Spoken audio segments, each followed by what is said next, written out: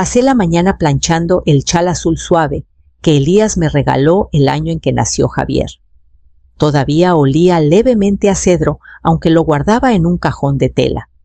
La caja de joyas tallada que me tomó 3 semanas hacer estaba envuelta en papel de seda atada con un listón azul marino. Forré los compartimentos con terciopelo y grabé una pequeña inscripción en la parte inferior de la tapa, para las cosas demasiado valiosas para perderlas. No era cara, solo algo que sabía que venía de mis manos y de mi historia. En el lugar, un resort con fachada de cristal piedra encalada y candelabros que se esforzaban demasiado en 3 sola. Una chica en la mesa de recepción levantó la vista, sonrió distraídamente y me entregó una etiqueta con mi nombre, Amalia, sin madre del novio, sin el borde dorado que tenía la de la madre de Valeria. La suya tenía un pequeño listón blanco debajo de su nombre que decía Familia VIP en letras cursivas. Me quedé un momento insegura de si debía preguntar, pero la chica ya atendía al siguiente invitado. La sala estaba cálida, vibrando con esa emoción que no sabe dónde colocarte si no sigue su ritmo. La familia de Valeria estaba por todos lados, sus tíos con sacos a medida, sus primas con vestidos color champán, todos riendo, como si se conocieran desde siempre. Me mantuve al margen, guiada finalmente a una mesa cerca del fondo, marcada como amigos de la pareja. El hombre a mi lado vendía colchones ortopédicos. La mujer al otro criaba alpacas en Querétaro. Ninguno conocía a Javier. Ambos hablaron por encima de mí, como si fuera parte de la decoración. Cuando empezó el baile, vi a Javier cruzar la pista. Se veía bien, traje impecable la barbilla de su padre. Bailó con Valeria, luego con su madre, después con una tía mayor con brazaletes plateados. Esperé con las manos cruzadas sobre mi falda lista para el momento en que giraría, me vería, sonreiría. Pero no lo hizo. Un fotógrafo pasó por mi lado 2 veces y nunca levantó su cámara. La canción terminó. Empezó otra. Y otra más. Para cuando sirvieron el postre, dejé de esperar algo dulce. Doblé mi servilleta con cuidado, la puse bajo el plato y salí sin que nadie lo notara. 4 días después, Valeria apareció en mi puerta. 4 días después de la boda, Valeria apareció en mi porche, con una pequeña caja de panadería y un hombre que no reconocí. Sonrió como si siempre perteneciera ahí y extendió la caja. Galletas de lavanda, dijo. Pensé que te gustaría algo relajante. El hombre a su lado asintió cortésmente, pero no dijo nada. Llevaba un maletín delgado y usaba pantalones caqui demasiado planchados para ser casualidad. Me hice a un lado y los dejé pasar. Nos sentamos en la mesa de la cocina donde Javier hacía proyectos escolares y Elías leía las noticias matutinas. Valeria miró a su alrededor, alabó la luz. Esta casa tiene buena vibra, dijo. Su tono era dulce, pero sus ojos seguían desviándose hacia su acompañante. Él puso el maletín en la mesa y lo abrió sin ceremonia. Valeria sacó un paquete de documentos perfectamente encuadernado y con una pluma fuente encima. Es solo una formalidad, dijo. Un poder notarial duradero, por si alguna vez pasa algo. Javier y yo pensamos que sería útil. Levanté la primera página. El lenguaje legal era denso, pero el significado era claro: autoridad financiera, acceso a propiedades, efecto inmediato. La palabra agente aparecía demasiado. También control. No reaccioné. En cambio, serví té para los 3 y añadí un terrón de azúcar al suyo sin preguntar. Claro, dije, lo leeré con cuidado. Sonrió satisfecha y guardó el paquete en su carpeta. El notario no dijo nada mientras se levantaba. Se fueron poco después Valeria, tocándome el brazo levemente antes de cruzar la puerta. Los vi desde la ventana mientras se alejaban, su mano moviéndose mientras hablaba animada y compuesta.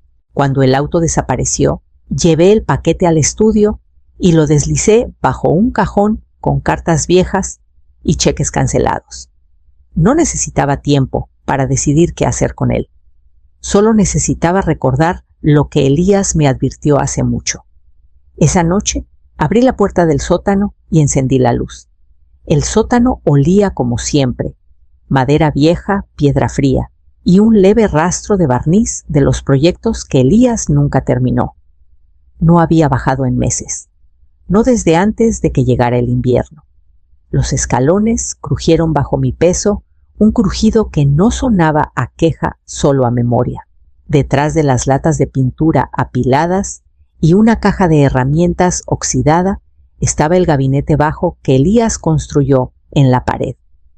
Me arrodillé lentamente con las rodillas rígidas por el frío del día y alcancé el pestillo. La llave seguía escondida en el mango hueco de la escoba. A él siempre le gustaban los lugares ingeniosos. La giré una vez. El candado cedió fácilmente. La caja de metal dentro era más pequeña de lo que recordaba. La puse en mi regazo, limpié una fina capa de polvo y abrí la tapa. Carpetas, etiquetadas con precisión, codificadas con pestañas de colores. Registros de inversiones, escrituras de propiedades. Una copia escaneada de un fideicomiso de tierras en San Luis Potosí. En el fondo, entre dos paquetes encuadernados, había una carta en un sobre marcado, solo con mi nombre. Amalia. La letra de Elías. La sentí en el pecho antes de tocarla. Desdoblé el papel despacio. Era breve. Sé que no pedirás ayuda, incluso cuando la necesites. Así que me aseguré de todo. Esto es tuyo, no nuestro, no de él. Tuyo. No le digas a Javier, no porque dude de él, sino porque no sé en qué hombre se convertirá. Si alguna vez tienes que elegir entre paz y presión, elígete a ti. Siempre. Te amo, Mis manos no temblaron, pero sentí que algo se abría dentro de mí, una ruptura silenciosa. Los números en los documentos adjuntos eran claros. Un saldo de más de 8 millones de pesos, repartidos en acciones, bonos y una propiedad secundaria que no sabía que aún teníamos. Todo a mi nombre, intacto, sin beneficiario nombrado, sin poder notarial, sin acceso compartido. Cerré la carpeta. La abrí de nuevo. Conté los ceros. Luego me levanté, llevé la caja arriba y la puse bajo la luz de mi cuarto de costura. A la mañana siguiente, llamé al abogado de Elías. A la mañana siguiente, caminé por el invernadero en silencio. El aire dentro estaba quieto. Mi aliento empañaba el cristal en pequeñas nubes. Me moví entre las macetas, como solía hacerlo revisando la tierra con el dorso de los dedos, tocando hojas que crecían sin pedir permiso. Afuera, el lago estaba inmóvil. Dentro, algo en mí había cambiado. No por pánico, sino por claridad. Como despertar en medio de un sueño largo y darte cuenta de que has estado preparándote para ese momento todo el tiempo. Llamé a Horacio Félix, justo después del almuerzo. Sonaba mayor, pero no apagado. Cuando mencioné a Elías, hizo una pausa. Me dijo que podrías llamar un día.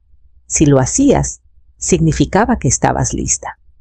2 días después, nos reunimos en su oficina, convertida en garaje. Nada lujoso, solo papel polvo y el olor a archivos de cuero viejo. Le entregué las carpetas de la caja del sótano. Las leyó línea por línea, asintiendo lentamente. Puedo construir algo sólido, dijo. Discreto. Cerrado. Nadie se acerca, a menos que tú lo digas. Establecimos un fideicomiso irrevocable privado. Las condiciones eran firmes. Cualquier transferencia de control requería confirmación escrita de 2 médicos independientes. Hasta entonces yo era la única con acceso. Redirigí todas las acciones, las cuentas, incluso la tierra en San Luis Potosí, cada una guardada bajo una entidad familiar inactiva que solo Elías y yo usamos alguna vez. Para ejecutora nombré a Blanca. No éramos cercanas, pero siempre fue constante, sin halagos, sin agenda. Solo alguien que devolvía cada plato que le prestaba, y nunca hacía preguntas que no podía responder sola. Para cuando manejé a casa cada pieza del legado de Elías, estaba protegida no por defensa, sino por respeto. No lo hice por enojo. Lo hice para que el peso que él me dejó no fuera desperdiciado por manos que solo veían valor en lo que podían firmar. Esa noche dormí mejor que en meses. El viento rozaba las ventanas como un viejo amigo que pasa de largo. Por la mañana, un nuevo sobre esperaba en la reja. Una semana después, llegó un sobre color crema, sin notario, sin visita. Solo papel doblado en tercios, y la letra pulcra de Valeria, en la esquina versión simplificada, solo para tu tranquilidad. Dentro estaba una versión más limpia del mismo poder notarial. Lenguaje más suave, sin sellos legales, sin presión aparente. Pero el fondo no había cambiado. Acceso inmediato. Control total. Todo por si acaso. Llamé al banco esa tarde. No mencioné nombres. Solo pregunté si habían hecho verificaciones de antecedentes a mi nombre. La mujer al teléfono me puso en espera, luego regresó con vacilación en la voz. Había habido una consulta presentada 2 semanas antes de la boda. El nombre era Valeria Guzmán Méndez. Fue hecha discretamente pero oficial. Habían comenzado a investigar antes de que se intercambiaran los votos. Le agradecí, colgué y puse el sobre de vuelta en la encimera. No lo rompí, no escribí nada encima. Lo deslicé en el cajón, debajo del calentador de pan, detrás de los recibos de cortinas y una declaración de impuestos vieja. Pertenecía con las cosas que ya no necesitaban atención. Luego saqué la harina y los limones. Las galletas salieron más ácidas de lo usual. Rayé las cáscaras demasiado cerca, dejé pasar el amargor a propósito. Envolví la mitad en papel encerado y las guardé en lo alto de la despensa, donde solo yo llegaba. El resto se enfrió en silencio en la rejilla. Más tarde alicé los paños de cocina y releí la lista de compras, aunque no había escrito nada nuevo. La casa no se sentía tensa, solo quieta, como si esperara que nombrara algo que ya sabía. Por la mañana redacté un mensaje, no largo, solo una invitación. Brunch. Mi casa. Sin motivo dado, sin detalles pedidos. Lo envié sin releerlo. Luego alcancé la lata de scones y aparté 2. Preparé la mesa para 3. Un mantel pequeño de lino, mis mejores tazas de té y la mantequilla buena, ablandada, justo lo suficiente para untar. Los scones de romero se habían enfriado en la rejilla, su aroma flotando suavemente por la cocina. Puse 2 en un plato pequeño. Dejé 1 en el horno intacto. La tercera taza de té humeaba silenciosamente entre ellos. Llegaron puntuales, con abrigos impecables, expresiones cálidas de una manera que parecía ensayada. Javier me dio un beso ligero en la mejilla, como cuando estaba en la preparatoria y necesitaba pedir el coche. Valeria volvió a alabar la iluminación. Esta casa siempre se siente tan acogedora, dijo doblando su servilleta con precisión sobre su regazo. Serví el té, ofrecí scones y escuché mientras Valeria comenzaba su guión. Hablamos con un amigo, alguien en leyes para adultos mayores, dijo con ligereza. Sugirió una versión revisada, nada definitivo, solo provisional, para facilitar las cosas. Metió la mano en su bolso y sacó otra carpeta elegante mate, atada con un listón suave, en lugar de un clip. La puso entre nosotros, deslizándola hacia adelante como si fuera un regalo. No dije nada. En cambio, alcancé mi propia carpeta y la puse encima de la suya. Sin listón, sin calidez, solo firmas notariadas y un sello. Valeria dudó, luego la abrió. Sus ojos recorrieron la página una vez, luego otra, más despacio. Javier se inclinó. Ninguno habló. Dentro estaba la confirmación notariada del fideicomiso. Los activos de Elías ahora transferidos formalmente. Irrevocable. Privado. Protegido. Cláusulas médicas incluidas. Sin posibilidad de anulación sin condiciones que no podían cumplir. Todo está arreglado, dije suavemente, levantando mi taza de té. No se necesita firma. Javier parpadeó sus dedos temblando cerca de su taza. Valeria alisó el borde de la servilleta, en su regazo más lento. Esta vez, nadie tomó un escone. El resto de la comida fue breve. Rechazaron repetir. Javier ofreció una sonrisa tensa antes de levantarse. Valeria me agradeció de nuevo por el té, por mi apertura. Los acompañé a la puerta, sin otra palabra. Luego me quedé en la ventana. Mientras subían al coche, los vi quedarse sentados un momento antes de irse. Esa tarde recibí un mensaje. Pasaron 3 días antes de que tuviera noticias de él, sin llamada. Solo un texto. Hiciste esto más difícil de lo necesario. Miré la pantalla con el pulgar flotando un momento antes de presionar el botón de bloqueo. No volví a abrir el mensaje. El pan tostado en mi plato se había enfriado. Serví otra taza de té y la dejé intacta a su lado. El siguiente vino de Valeria 2 días después. Solo queríamos ayudar a asegurar el futuro de Javier. Si nos equivocamos, espero entiendas que nuestras intenciones eran buenas. Era pulcro pulido, sin espacio para la emoción, sin espacio para mí. Lo leí 2 veces buscando el filo y lo encontré en la palabra ayudar. Lo encontré de nuevo en asegurar. 2 palabras envueltas en cortesía, pero afiladas por debajo. No querían ayudarme a mí. Querían ayudarse a sí mismos con lo mío. Borré ambos mensajes. Ninguna parte de mí quería archivar lo que no merecía ser recordado. Esa noche abrí un cajón que no había tocado en meses. Dentro había tarjetas de cumpleaños, una flor seca de la graduación de Javier y una memoria USB vieja. La conecté a la laptop en la esquina del cuarto de costura. Apareció un video. Javier tenía 10 años sentado en un fuerte de mantas en la sala, sosteniendo una linterna bajo su barbilla. Esta es la historia de la manguera embrujada, dijo con una voz 2 octavas más grave que la suya. Reí en el fondo, mi voz más joven, más ligera. Lo vi agitarse dramáticamente, caer hacia atrás en una pila de almohadas y sonreír directamente a la cámara, como si supiera que yo estaba sonriendo detrás. Lo vi 2 veces. Luego cerré la laptop y guardé la memoria de vuelta en el cajón. Esa noche no respondí a ninguno de los 2.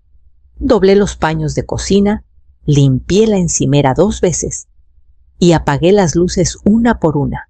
No sentía enojo, no sentía victoria, solo más silencio. Por la mañana caminé a la oficina de correos y recogí las llaves de mi nueva casa. La nueva cabaña estaba en una calle más tranquila, escondida detrás de una cerca de madera y una fila de cornejos crecidos. Las ventanas se atascaban al abrirlas. Las tablas del piso crujían en el pasillo como si intentaran recordar a quién sostenían. Eso me gustaba. Nada fingía aquí. Desempaqué despacio trayendo solo lo que importaba. La tetera azul.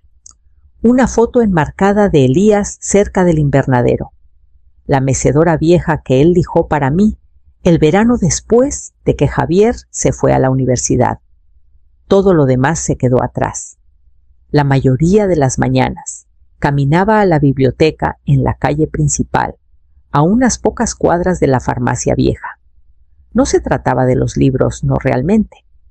Era el silencio, la sensación de respirar junto a otros que no necesitaban llenar el aire con sonido. Detrás de la biblioteca había un terreno que nadie reclamaba. Lo llamábamos el rincón trasero, sin letrero, sin cerca, solo tierra apisonada y malezas que olvidaron que debían florecer. Empecé a remover la tierra una tarde, sin plan, solo la atracción silenciosa de mis manos en la tierra. Juana llegó una semana después, con un termo de té de menta y un par de guantes disparejos. Margarita vino después apoyándose en un bastón, que solo usaba cuando alguien la miraba. Elena no dijo mucho al principio, pero trajo semillas envueltas en periódico viejo y un pan que sabía ligeramente a romero y cáscara de naranja. No hablábamos de los hijos, no directamente. Cuando lo hacíamos era más sobre el clima que dejaron que sobre la tormenta en que se convirtieron. Plantamos tomates, luego albahaca y una sola fila de girasoles que no estábamos seguras de que sobrevivieran. No había roles ni reglas, solo un ritmo silencioso de aparecer y cavar. Nos regábamos más a nosotras que a las plantas. Me descubrí tarareando de nuevo bajo y sin rumbo, mientras limpiaba la tierra de mis rodillas. El primer brote salió tras una semana de lluvia, un pequeño rizo verde terco y brillante. Esa noche horneé galletas y las dejé enfriando en el alféizar. A la mañana siguiente, un coche que no veía en meses se detuvo al otro lado de la calle. La niebla no se había levantado cuando noté el coche estacionado al otro lado de la calle. No era una camioneta de reparto, ni el sedán de un vecino. Era familiar como lo son los recuerdos, difuso en los bordes, pero con la forma de algo en lo que alguna vez confiaste. Javier salió despacio sin abrigo, con la capucha puesta contra el frío. Se veía más viejo de lo que recordaba, no solo en el rostro, sino en cómo sus hombros se encorvaban hacia adentro como si se preparara para algo que no llegaría de golpe. No tocó. Se sentó en los escalones del porche con las manos cruzadas, los codos en las rodillas. Lo observé desde la ventana por un largo momento. Luego abrí la puerta y salí sin hablar. Nos sentamos lado a lado, la madera fría bajo nosotros. Él sostenía un sobre blanco en una mano, con los bordes doblados de tanto girarlo. Ahora veo lo que hice, dijo. No lo vi entonces, pero ahora sí. Su voz era tranquila, sin ensayos, sin actuación esta vez. Asentí lentamente, dejando que las palabras se asentaran en el espacio entre nosotros. Después de un rato, respondí. Te perdono, dije, pero el perdón no viene con una llave. Miró el sobre, luego a mí. No espero nada, dijo. Solo quería que supieras que lo veo ahora. Lo que costó. No pregunté qué había en el sobre. No lo toqué. Lo puso a mi lado, se levantó y comenzó a bajar los escalones sin otra palabra. No lo llamé. Cuando dobló la esquina, tomé el sobre, lo llevé dentro y lo puse bajo el búho de cerámica en el alféizar. No lo abrí. Esa tarde regresé al jardín detrás de la biblioteca. La albahaca había echado raíces y 2 de los girasoles ya asomaban por la tierra. Me arrodillé junto a Juana y le pasé la palita. Esa noche escribí una carta. No para Javier, no para Elías, sino para alguien más. Horneé el pastel en la tarde, cuando la luz era baja y cálida contra los azulejos de la cocina. Solo una capa limón y semilla de amapola con un glaseado fino que vertí de memoria. Sin receta, sin motivo más allá del simple deseo de hacerlo. Mientras se enfriaba, me senté en la mesa con una hoja de papel que no había tocado en años. La alicé, destapé la pluma y comencé a escribir no para Javier, no para Elías, sino para la mujer que solía ser, la que sonreía ante cosas que no merecían gracia, la que creía que el amor significaba siempre ceder, siempre dar terreno para mantener la paz. No escribí mucho, solo lo suficiente para decir ya puedes dejar de contener el aliento. Le dije que el peso había sido llevado lo suficiente, que el silencio no es lo mismo que la seguridad, que los límites no son muros, son puertas que cierras detrás de ti para poder dormir por la noche. Doblé la carta y la deslicé entre las páginas de un libro viejo que no terminé, uno que ya no necesitaba. Algunas historias no necesitan finales, solo liberación. Después de la cena, puse el pastel en un plato pequeño, encendí una vela en el centro y apagué la luz del techo. No había música, no había aplausos, solo el suave parpadeo de la llama y el zumbido del refrigerador. Cerré los ojos e hice un deseo, no por nadie más, no por reparación ni regreso. Deseé quietud, mañanas sin revisar el teléfono, tardes en la tierra con mujeres que no necesitaban preguntar qué se había perdido. Deseé el tipo de paz que no necesita decirse en voz alta para ser real. Cuando abrí los ojos, soplé la vela de un solo aliento. El silencio que siguió no se sentía como soledad. Se sentía como algo que había ganado. A la mañana siguiente, desperté antes del sol, me puse mi suéter y salí al jardín descalza. El rocío estaba frío, la tierra húmeda, con promesas. Tomé la palita del alféizar y me arrodillé donde los girasoles comenzaban a inclinarse hacia la luz.